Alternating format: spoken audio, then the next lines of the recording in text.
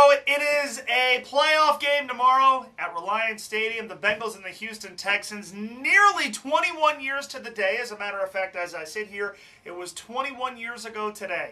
The Bengals beat the Houston Oilers 41-14. I was in the 8th grade. I can remember like it was 21 years ago at Riverfront Stadium. The Bengals with their last postseason win.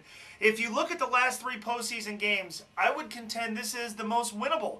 You know, look, we felt good about the Bengals and Steelers. We could argue the Bengals would have won the football game, but that's a Pittsburgh team that did win the Super Bowl, and it's a Pittsburgh team that went on to represent the AFC in 3 of the next 6 Super Bowls. Even if you look at the game against the Jets 2 years ago, look, that's a Jets team that went on a run, was in back-to-back AFC championship games, and that was a New York defense that was simply bound to slow down a really kind of ugly Bengals offense. So the Bengals go to Houston. They're going to face a rookie quarterback. They're going to face a Texans team that has struggled over the last couple of weeks. They've lost their last 3. And look, it might be unfair. I know the Texans won the football game, but there's a lot from that first meeting that I think we can extrapolate and transfer to the game tomorrow. Namely for me, it's the way the defense played. This is a defense that did a really good job covering downfield. Now, I know Andre Johnson doesn't play, but I need to see it from Andre Johnson before I put faith in him being able to make plays against the Bengals. I know he had kind of a nice bounce-back week against the Titans last week, but since week 4, he's played in 3 games. He's caught 8 balls, 140 yards, doesn't have a touchdown. I need to see it from Andre Johnson. How does he react after halftime? How does he react to, tests of endurance?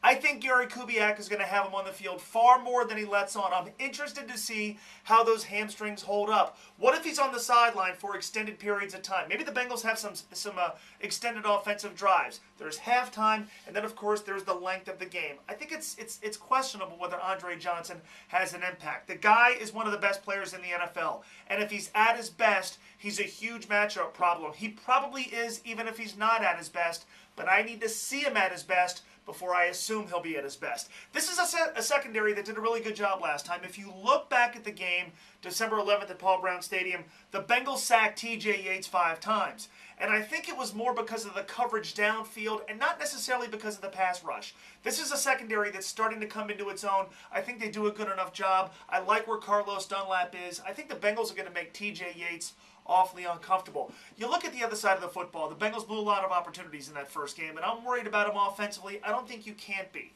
But the matchup to watch in Game 1 was A.J. Green versus Jonathan Joseph. In Game 2, it's going to be A.J. Green versus Jonathan Joseph. Now, we know A.J. is dealing with the shoulder, but let's go back to the first game. The Bengals threw his way 7 times. He caught 5 balls, 59 yards. He also drew a 25-yard pass interference penalty from John Joe. I think you can argue that A.J. won the matchup, even if Jonathan Joseph's team won the football game. I think A.J. Green, as much as I love and respect Jonathan Joseph, I think A.J. can win downfield. I think the Bengals have to test John Joe downfield. Remember, A.J., despite the shoulder injury, has 5 inches on Jonathan Joseph. I think he wins 1 or 2 of those matchups downfield, and I think that opens things up for Jermaine Gresham, and even for a guy that I've hammered a lot this year, Jerome Simpson.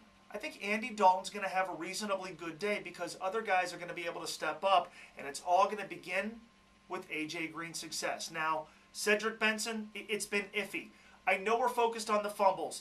In 13 of the 15 games that Cedric Benson played in this year, he did not fumble the football. Statistically, it tells you he's more likely to not fumble than fumble. And remember, in Cedric Benson's 1 postseason appearance, he played very well against the New York Jets 2 years ago. They're not in that football game if Cedric Benson doesn't show up. And I guess the other thing for me, I know we're worried about Mike Nugent. It's more of a controlled atmosphere at Reliance Stadium. I know the turf's a little bit chopped up from the bowl game. I have faith in Mike Nugent. I know he's had a rough couple of weeks. 3 missed field goals. I'll give him a pass for the one he missed against the Baltimore Ravens. I know Bengals kickers in recent history in the postseason have struggled. I think Mike Nugent bounces back. Now, I'm not sure they can afford to settle for field goals, but if they have to, right now I feel good about the man the Bengals have kicking field goals. And I feel good about the man the Bengals have kicking the balls into the end zone. I like Kevin Huber, and I like Mike Nugent kicking off.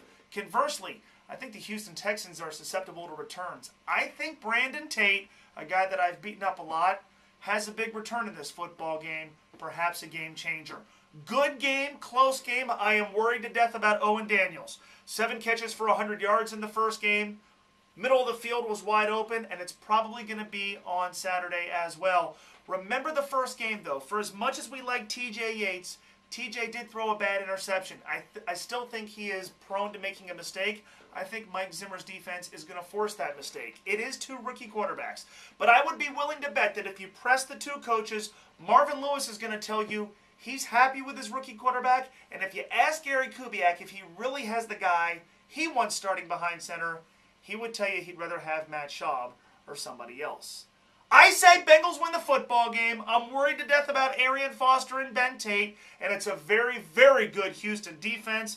My boy Connor Barwin leads the charge. Brian Cushing is very good, and we all know about Jonathan Joseph. They've got good safeties. I think Jermaine Gresham, though, has a big day against those safeties and linebackers. I think the Bengals move on. 17-16, low-scoring game, good game. Not going to be stunned if the Texans win, but I think finally, for the first time this season, the Bengals beat a quality opponent. Apologies to the Tennessee Titans. And for the first time in 21 years and 1 day, the Bengals win a postseason game. I can't wait to talk about it on Monday. 17-16, the Bengals beat the Houston Texans.